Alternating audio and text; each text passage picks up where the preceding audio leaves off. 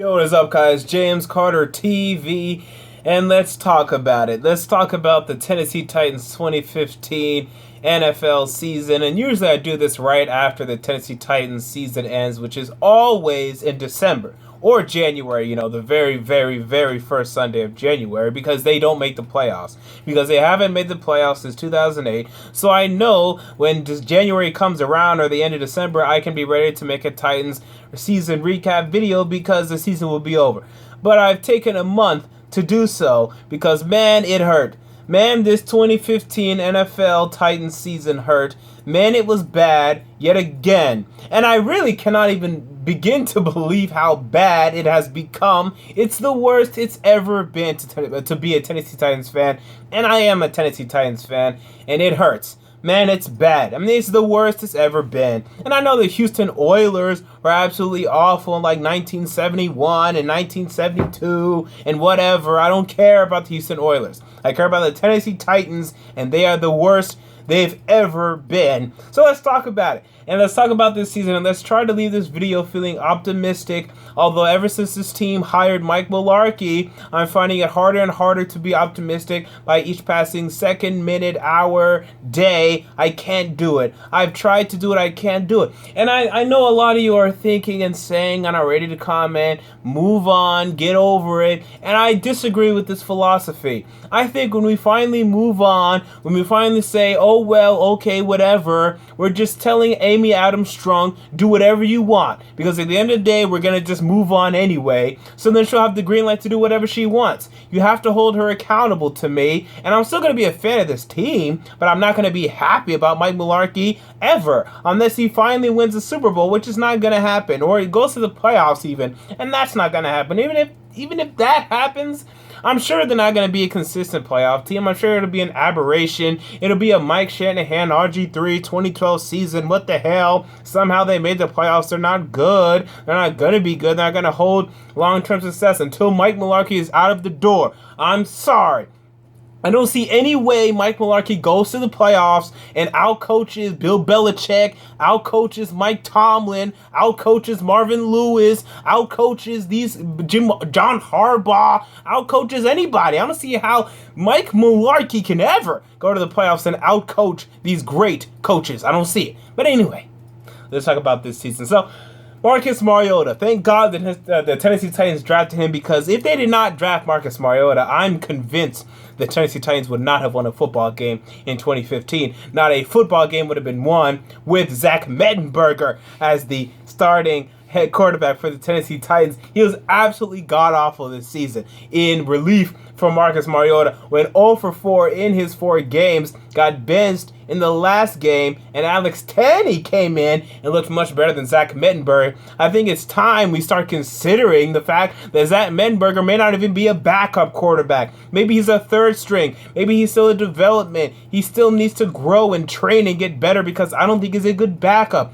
I think if he's your backup, you're screwed, you're in trouble, and you need a better backup. So, we started off, they beat the Tampa Bay Buccaneers 42-14. How on earth this happens, I don't know. You don't know. No one knows. I mean, this is one of the biggest, most ridiculous results in hindsight that I've ever seen in covering the NFL. 42-14, 28-point difference. Week 1, Tennessee Titans beat a football team, and a team that ended up being 6-10. So looking back upon this, I mean, wow. And the Tennessee Titans last year, they beat the Kansas City Chiefs. They ended up 9-7, but they only beat the Chiefs by, I think, 16 or something like that. I mean, this is ridiculous, but it happened. And then the losing started. 6 straight losses after that to the Browns, Colts, Bills, Dolphins, Falcons, Texans. Ken Wisenhunt gets fired after that debacle, and deservedly so. He was 3-20 as head coach of the Tennessee Titans team. He was subjecting Marcus Mariota to unnecessary hits, and they couldn't win anything under Ken Wisenhunt, so they fired him. Good. In come Mike Mularkey, and I thought that was fine for an interim head coach position. He was the most qualified on the Titans coaching staff outside of Dick LeBeau, who doesn't want to be a head coach. So fine. You let Mike Mularkey be your interim head coach, fine. You win a game. Wow, the Tennessee Titans have once again won a game. It must be a full moon.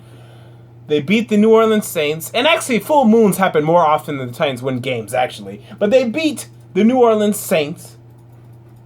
Marcus Mariota had the best game of his career, I believe. I mean, his week 1 game was pretty good, but I think this was actually the best game of his career. Led his team in that overtime drive, beat the New Orleans Saints. By far, I believe, the best moment of this season. Maybe week 1 is up there, too. I mean, there weren't that many great moments. There were 3. There were one win, another win that didn't matter. So, this is the best moment of the season for us, and it was a great seeing Marcus Mariota win this game and have 4 touchdowns in this game. So we have lost. And this was a junction in the season where we're like, Andrew Luck got injured. And we were like, hey, maybe we can do something. And then these 3 straight losses just said, forget it. There's no chance. Forget it. You're bad. Forget it. Then we beat the Jaguars. Yay. I guess. I was kind of upset because we may not get the number 1 pick. We ended up getting it anyway because after that game, L. And these, I believe, were the worst losses of the season because we're talking about the 30-8 against the New York Jets. This was the worst loss of the season. And this is bad because Ken Wisenhunt was fired.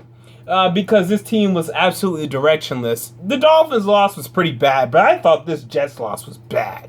And the only reason we got 8 points was because Marcus Mariota caught a touchdown pass. But this was an absolute train wreck. Who, by the way, this game was under Mike Mularkey. So we can say Mike Mularkey, he did an okay job. No, he didn't. This was the worst loss of the season. They should have lost 30-0. Marcus Mariota had to catch a ball from Antonio Andrews. They should have got blown out 30-0 this game. The next game, they go to the Patriots and they get blown out again 33-16. Should have been even more than that. They go back to next week and they get blown out again. I mean, this was the worst stretch of the season to me because even in that Ken Wisenhunt era, all right, this season, you lost to the Dolphins. You got blown out. Fine. The next week, you came back and you lost 10-7, and Marcus Mariota did not play. This was the worst stretch of the season, and it happened under Mike Mularkey. So you can excuse me for not having any faith in Mike Mularkey. All right, so Zach Mettenberger then leads us against the Colts. Is horrible. Gets benched. Alex Tenney comes in, plays better than him. Plays the best I've ever seen. Plays better than Zach Mettenberger has ever played. We almost won the game. We lost the game. Time to get that number 1 pick. So, really quick. I'm going to go you position by position. I'm going to give you my grades. And by the way, all this information is in the description box, by the way. I'm going to give you my grades position by position for the Titans this season. Quarterbacks, they get a B+. Marcus Mariota individually, he gets an A. I mean, this is a rookie season. I don't expect any more from him for his rookie season, so he gets an A. Zach Mettenberger gets an F, and Alex Tenney gets a B. So really, when you average all that together, you get a B+.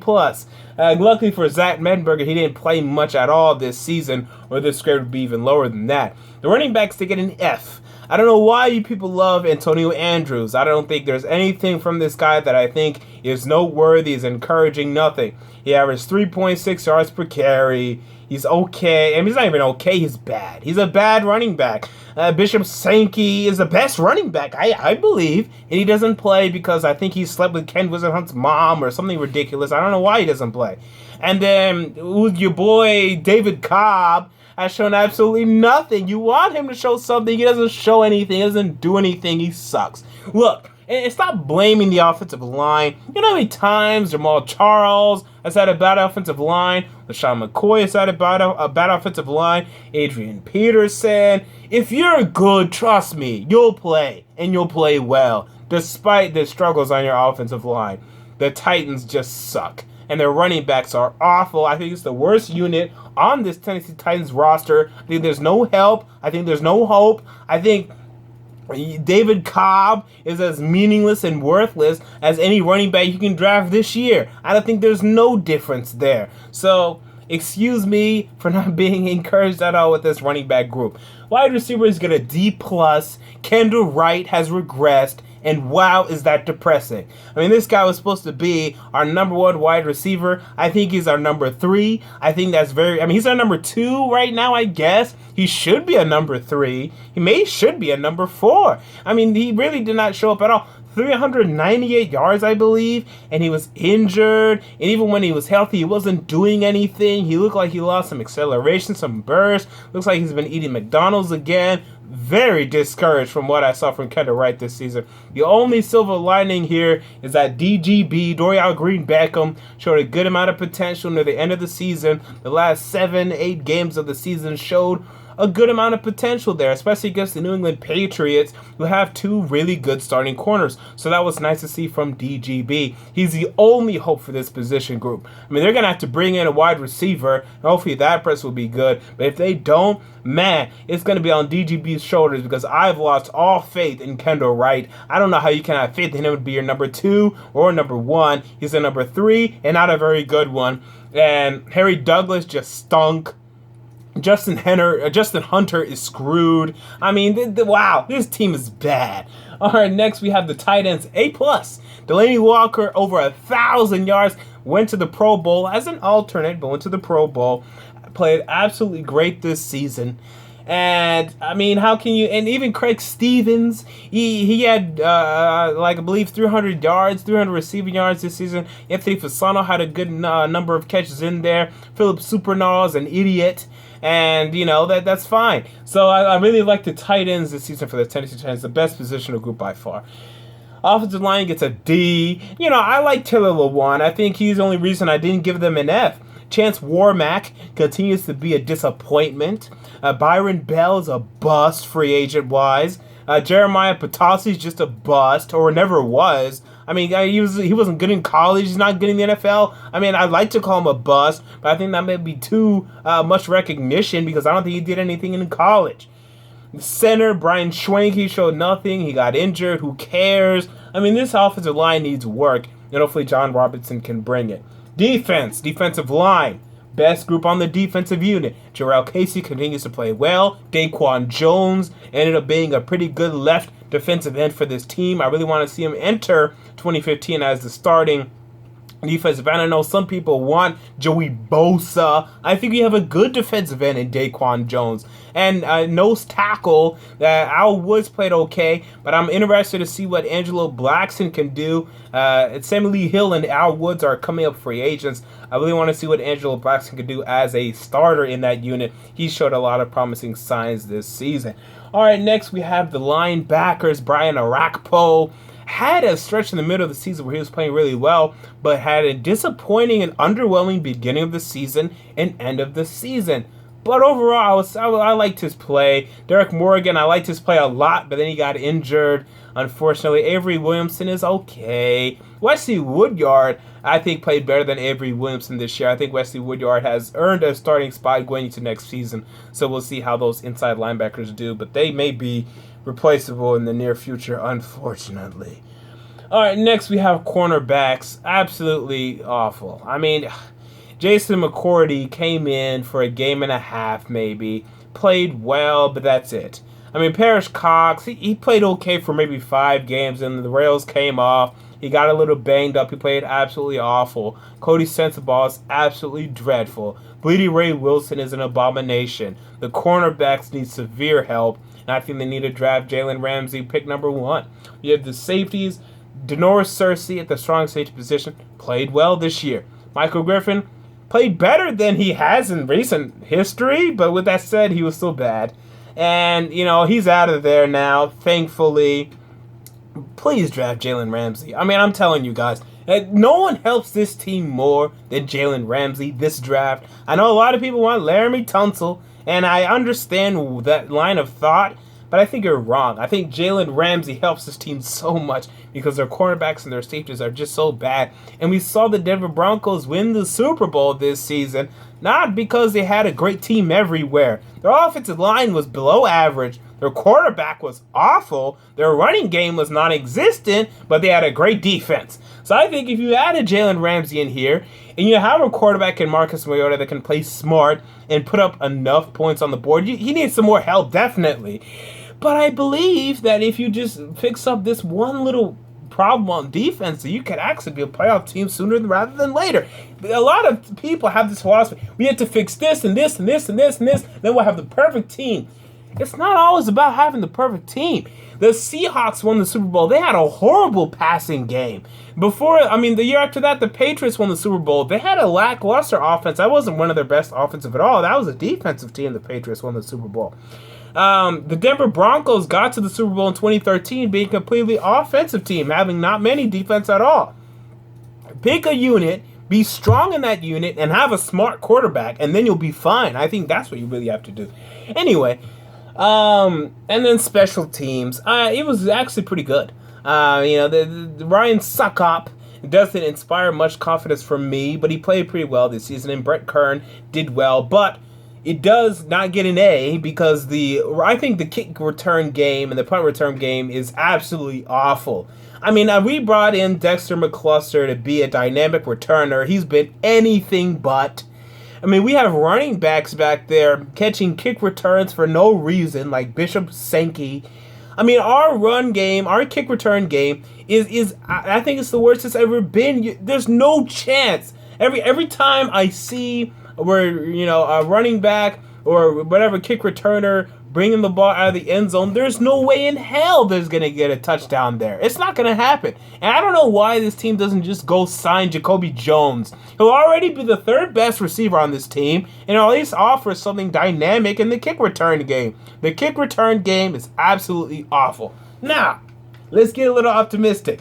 That season was over. Let's talk about the offseason. The offseason is here. The Titans hired John Robinson as their new general manager. I like this hire. The Titans hire Mike Mularkey as their permanent head coach. I hate this hire. But if I hate something and I love something, then maybe we can find some sort of middle ground here and maybe they can get this thing turned around. So with that said, who can they target in free agency? That's what's coming up most immediately that matters. The combine and all of this stuff, but free agency. Who are they going to sign? Who are they looking for? John Robinson says he wants to surround Marcus Mariota with talent, specifically on the offensive line, and I think he also has a key interest in the run game. So, I listed some potential free agents in the description box below.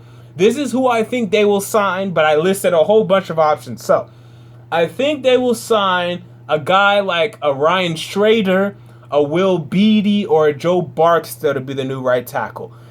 Mitchell Schwartz is the big guy, and I listed him down below. I think it'll be too expensive. I don't think they're going to want to pony up the money, even though these guys have $50 million in cap space. I don't think they're going to want to do it. Okay, fine. Guard. I think they'll sign a guy like Ramon Foster, Alex Boone, Jeff Allen, Jeff Schwartz, the big guys, Kelechi Osemele. Again, I don't think they're going to pony up the cash for him. Running back. I think they're going to sign a running back at free agency, and I think it's going to be a power runner, and I think this is so dumb. I think this is so stupid. I think this is so ignorant of this team. When you have Marcus Mariota, who's a finesse guy, who can really lead an aerial attack, why are you trying to be a power run team? This absolutely blows my mind. I can't even believe it. But anyway, this is what they want to do. Fine. They're going to go after a guy like Doug Martin, a guy like Alfred Morris. And I'm going to completely... Doug Martin's fine, I guess, but he scares me. This is a guy that had 1,400 yards his rookie season. Had, I believe, 500 in his sophomore season and just struggled. Third season, got injured a lot. Fourth season, had 1,400 yards again. But then had 4 fumbles and lost all 4 of them. Doug Martin scares the living hell out of me. Chris Ivory, I like a lot more. Alfred Morris, I think he'll be just fine. But I would be interested in a guy like Lamar Miller. I would be interested in a guy like Matt Forte. I would be interested in waiting until 2017 to get a running back. But this team really wants their Michael Turner. They really want a power run game, a big bruiser. I think this is so outdated. This is so foolish. When you have a finesse quarterback like Marcus Mariota, just go aerial attack. Get a running back that can catch the ball out of the backfield, that can be quick, smooth, speed. I think this should be a speedy offense with speedy guys everywhere. They don't want to do that. Fine. Alright, so I think they may also get a cornerback. I see Jeremy Lane, William Gay, Leon Hall, maybe Prince Amukamara, Trumaine Johnson, but I think they may be a little too expensive for the Titans as well. Wide receiver possibility, a guy like Marvin Jones, Rishard Matthews, Mohammed, Sanu. Those are pretty much the only options in free agency. Free agency wide receivers are absolutely awful. And then I also decided to give you guys a little 7-round mock draft. This is kind of like a blend of what I think they should do and what they will do. Really kind of, just a blend of both. I fear that this team is going to draft Laramie Tunsil, and I might just go crazy because, again, they want this team to be a running team, a power team. I think that is so dumb. I think it is so foolish. But with that said, I have them taking Jalen Ramsey. I think this has to be the pick. I mean, I think you're talking about a guy born and raised in Nashville, went to Brentwood Academy, that can come in and just be a staple in this secondary. Whether it be a cornerback, whether it be a safety, I know this guy's going to... I have a really good suspicion that this guy's going to be a consistent Pro Bowler, perennial Pro Bowler, All-Pro. Just a guy that we have not had on defense in a while and really elevate this defense to maybe an elite level. And I think this is a guy you have to take. Now, second round, I think this is a guy that they will take, not necessarily should take, in Ryan Kelly. Again, John Robinson really wants to fix this offensive line. Ryan Kelly, a lot of people like him, may think he's a first-round talent, so I can see them taking him with the first pick in the second round. I have them taking Sterling Shepard out of Oklahoma. I'm not sure if they're going to address wide receiver in free agency, but they definitely will address it in the draft if they don't address it in free agency, so I'll be getting Sterling Shepard here. Hassan Ridgeway out of Texas in the fourth round. Could be a nose tackle if Angelo Blackson does not pan out. I have them getting Joe Schobert, outside linebacker out of Wisconsin. Can be a little bit of pass rush, a little bit of an inside linebacker, a little hybrid there. And then Daddy Loam Nicholas out of Virginia Tech. Similar role. It would pick one to be a pass rusher, pick one to be an inside linebacker for you. Braylon Addison, Marcus Mariota's former target at Oregon in the 7th round. Just another wide receiver because I think they need a couple. And then finally, Keith Marshall, running back out of Georgia. I think this team's going to get a running back in free agency. So I don't think they're really going to draft one high, but I think they may just draft one. So I have them getting Keith Marshall. So there you go. Now, what's going to happen? I don't know. I will be back to recap the free agency period for the Tennessee Titans. I really want this team to be good. This is what I think is going to happen. And you may not want to hear this, and I really have no evidence to support this because they haven't done anything yet. But this is what I project is going to happen. This team's going to, sign these guys like a Doug Martin, You're going to get excited again. They're going to go like 7-9, maybe have a little bit of a playoff chance, but they'll blow it. And we're going to say, oh, they're coming. The year after that, they're going to go 8-8. They're going to say, man, we disappointed next year. We have to make the playoffs. Year after that, they're going to go 9-7. You're going to hear people say Mike Mularkey's got to be fired. He can't take this team to the next level. Year after that, they're going to start off poorly. They're going to fire him. And then that's going to be the story. I think that's going to be the story. I don't see any upside with Mike Mularkey. I think he brings you to a certain point, that 8-8, 9-7 point. And I don't believe he can out-coach the other great coaches to ascend to the next level. I don't think he can do that. I think you're running this dumb power run scheme when you have an aerial guy in Marcus Mariota, a fast guy that likes to play fast. You're doing this old crap. I think it's so misguided, but I will still be a fan of this team, and I will still recap and talk about this team here on YouTube. Until next time, James Carter TV. I'm out. Peace.